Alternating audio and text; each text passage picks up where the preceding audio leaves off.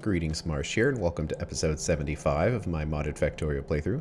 On this episode, we need to expand our rail network to bring Sapphirite in to our new ore washing setup. Enjoy. So I think that means returning to base. Definitely want to grab some more resources here. What, a couple stacks of landfill.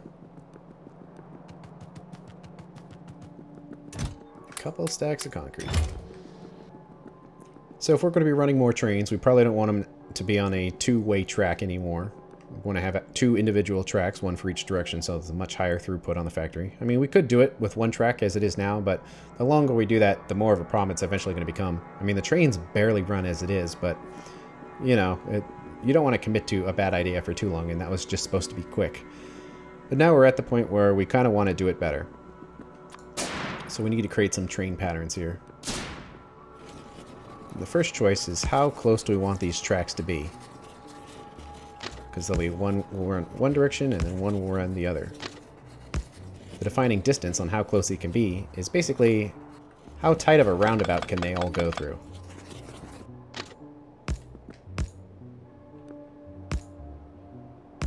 Okay, here's a circle with one space in each spot. I don't know if that's strictly required, but I kind of recall it causing some problems in the past if it wasn't like that. But now we have a middle spot. So let's see, can the trains work like this? That's the side they come out on that. And that's the side they come out on that side. So it looks like if that space wasn't there, they could be one space closer. But this actually looks pretty even to me. So I'm fine with that. So we want them to be this close together. Let's just place them right there. I won't worry about building the roundabouts now, because I don't think we're actually going to use any. We might, but I don't think so. And now we need to figure out how long is each one of these individual sections going to be. That's going to be part of the blueprint. Let's see, we can put a power pole there. It looks slightly better, I think, if it's in that spot. Let's make them their maximum length. And let's see what kind of trains can fit here. Let's just put a train station there. As a placeholder. Put all the trains in. Looks like they fit quite nicely. So they easily fit within this distance, which is great. So any longer than 4 cars will cause problems, or it won't be as efficient as possible. It'll still work just fine. It might not have the same number of maximum trains that can be on the network without being inefficient. Let's see, I'll do trains drive on the right, because that's how they do it in the United States, at least as far as I know. I've never driven a train. Let's see, we'll have one on the right and one on the left. And that seems to be pretty good. And then we want some lights. And these will actually overlap each other. Let's see, I'll put that one on the top there. Let's just connect it to some power. Something like that. Let's see if it copies. So we should be able to place another one right here. And we can. We should be able to place another one right here, and if there wasn't stuff there, we could. So let's make a copy. Let's do train. And S for straight.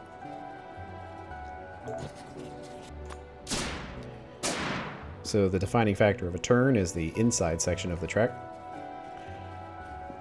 And let's just leave a space on those designs just in case it needs it for some reason. Okay. There's the inside of the turn, and then the outside is not nearly as problematic. So probably want to leave space there so it looks more even. So we have 6. So we know we want the track to come in up here. Let's see, well, how does that look compared to this one? This one actually looks a little better.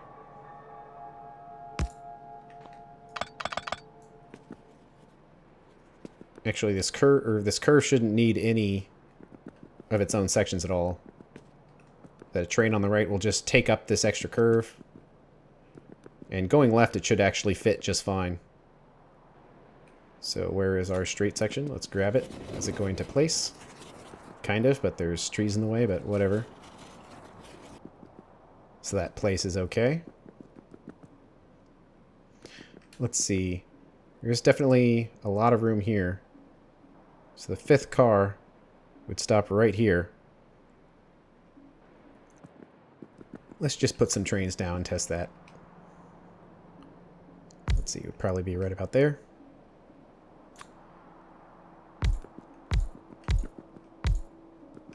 It might just barely fit to have another train rail section right here, but I don't think it's really necessary. You can just include the curves on the previous section's track. So that works. And we included an extra space right here. It wasn't necessary. So that's the curve section. It's pretty straightforward. Just select that. Let's see, let's call this... Actually, it might work better to do something like that. Now we need to do 45-degree angle of track. That's a little harder to plan here. Well, we probably want to have them the same distance as these guys. Let's see, is that straight? Is there one extra piece in there? Well, let's see if we can copy this. Is it going to let us flip it? That seems to be lined up pretty good. So actually we can create another blueprint. Grab that. And say 45.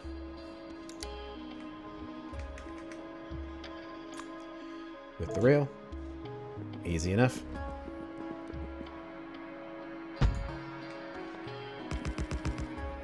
So we know we want it to be that wide.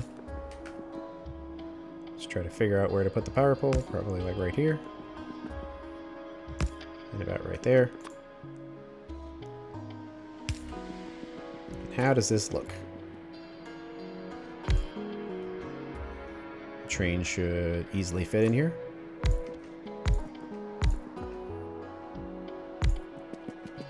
Except we don't have the rail signal there. Must be right about there. Something like that. Looks good. Let's make sure the train fits the other side. It does.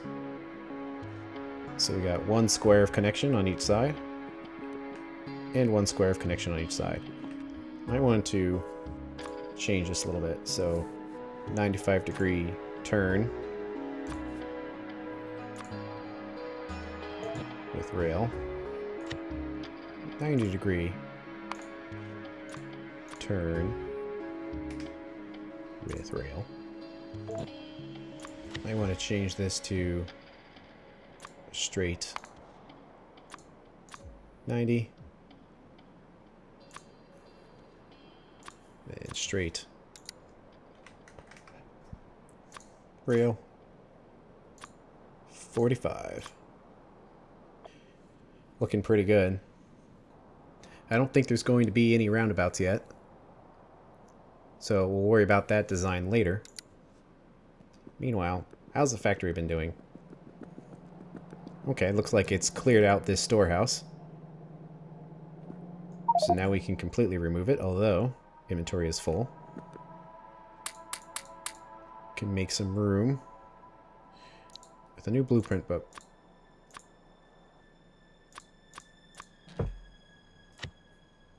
So let's drop everything in the blueprint book.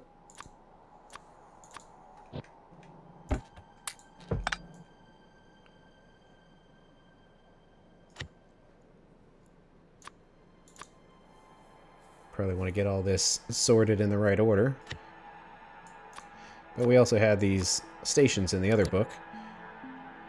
And they're probably more relevant in the train book. So let's do straight 90, turn 90, straight 45, turn 45, and then the loading and unloading stations. So we have our station, other station, straight track, 90 return, straight at 45, turn at 45. Looking good.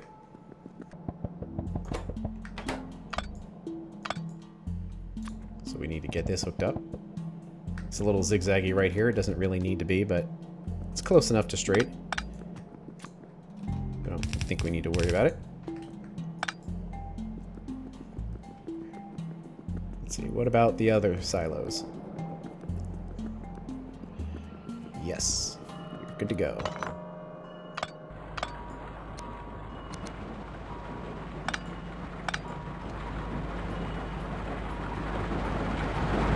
That was disconnected for one reason or another.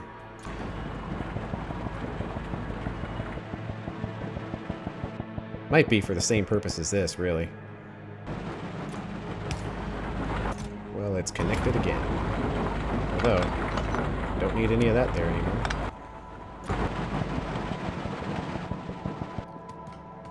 Alright.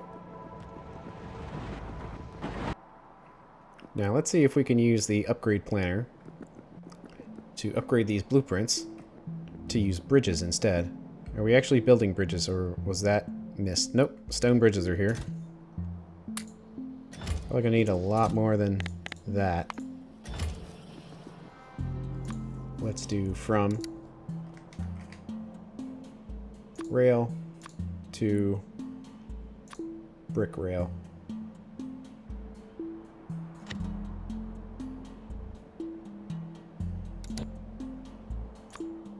So let's make a copy of the 90. Drop it in there. Put it back. And now it has been upgraded to use bridges. And I believe, I'm pretty sure it'll let us place the power poles over water. Probably should make sure. Zap, zap, zap. Okay, it won't let us place lights, but it will let us place everything else.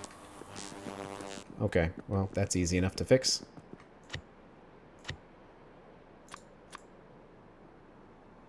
Can't have everything.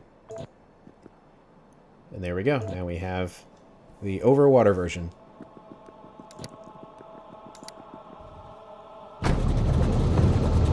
How are we doing on batteries? Building up very slowly because I guess all that acid is going elsewhere. Let's see, let's set this to 1,000.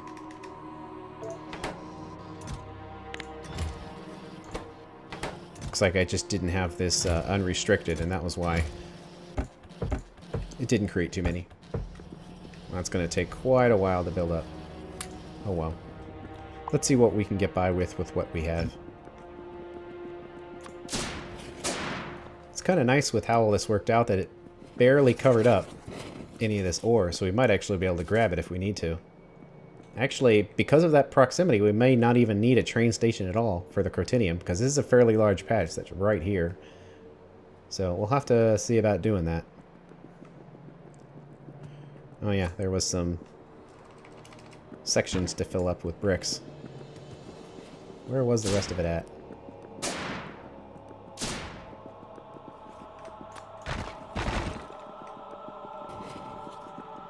Wasn't there another one down here? Yes. Okay. So we need to have our bridge section here.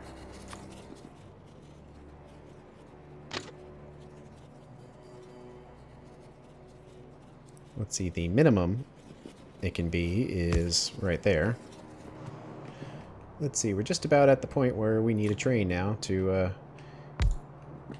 move around. Do I have any fuel left to put in it? Nope.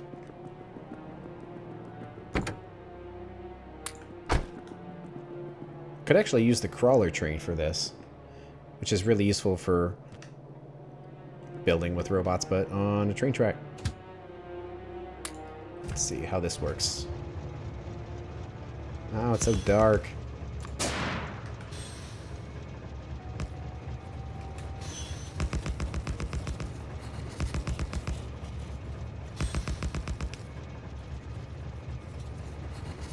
Okay, it would be something like this.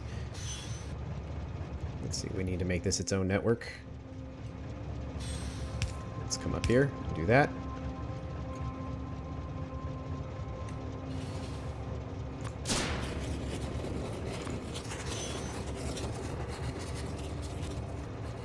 And put one right there and right there.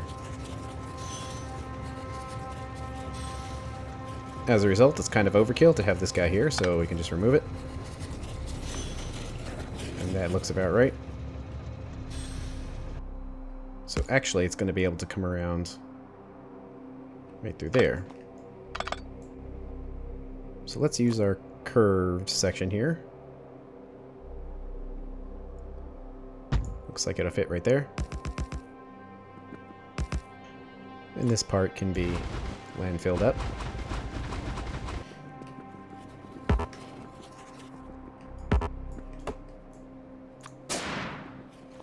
Let's see.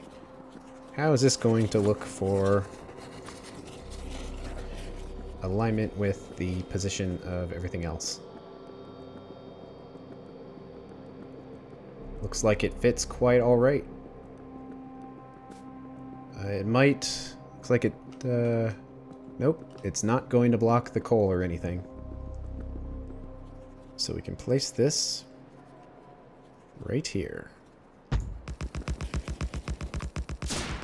No, I'm running out of robots. And overlap. And we just need to hook this up. All the trains are going to be going the other direction, so...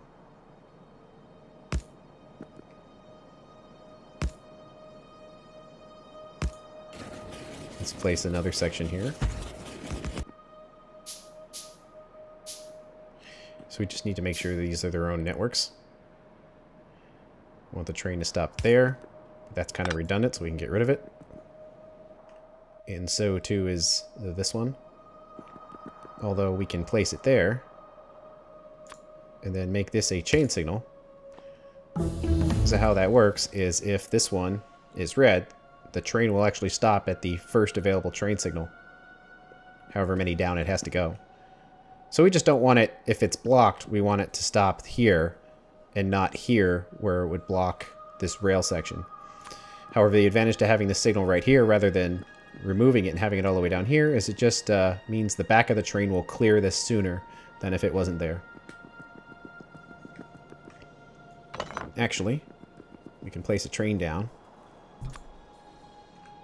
just to make sure it works properly.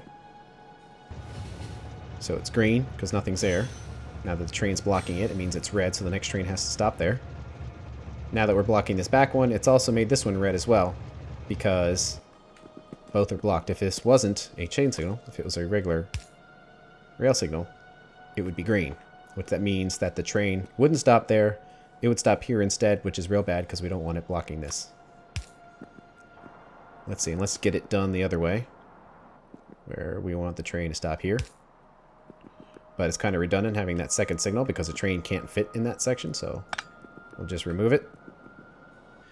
Let's see, and we also want the trains stopping right there. However, again, if this one is blocked, we don't want the train pulling forward, stopping here, and blocking this side of the track. So this one should actually be a chain signal to stop the train back here instead. However, we do want to separate these two sections of track because if a train is on the right and passes through, this one section is its own section, so it'll actually block this side for the other train, even though the train has no intention of ever going through there. So let's put another signal in the middle. So the left side of the track and the right side of the track are independent of each other. But if this is red, all of these will chain signal back to here, so now that we kind of have enough, we don't have any roundabouts, but we're just about to have enough track to where we can kind of test this. So see how that's red. But it becomes green again when it's not in this section.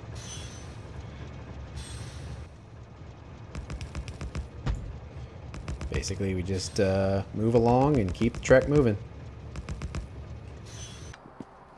So I was thinking, we've been moving up because a lot of the resources are going to be coming from above, like stereotyte and givelite, but actually other resources specifically the one we're going for, sapphire, would be actually a hell of a lot shorter to just go diagonally down here and probably kill some biters.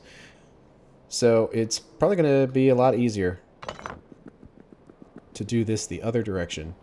We'll still have to go up there anyway, but specifically, the whole point of doing this was to get sapphire here first. I don't want to do all the rails because, you know, I just want to get some faster results, but also no point in hooking everything up until we need everything. So the track's going to go here, and it's going to go straight for some time. But actually going diagonal pretty much right here might provide a pretty good result. So let's do that. Where it goes in diagonally pretty much from the moment it can. Like this. We'll get all of this fixed up later. Let's get another straight section built. One advantage of the crawler would be the robots have a much longer range. I don't know, I might switch to using them.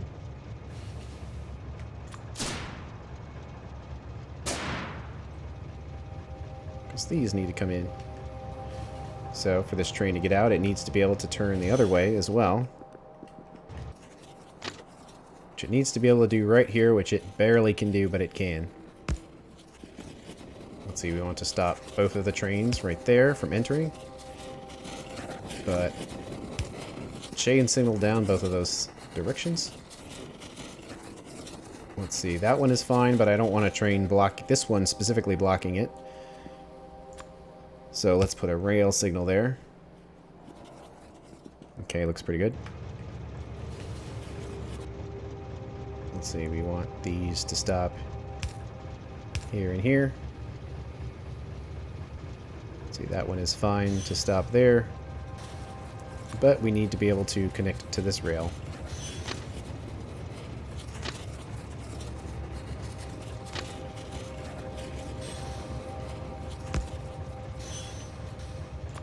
Let's see, because of the positioning of this, I'm not sure how well this is going to work. It might work. Let's put it there. Then chain signal. These ones need to be removed. It can help just to drive along the tracks on the direction the train tracks that you think the train would be going on, because then it kind of helps you make sense of where all of the signals should be. There we go. And actually, it's probably going to need to loop around this way too for other stuff. So this is going to be a complicated intersection. But we'll get through it. Okay, let's see here. Well, that can be moved up there.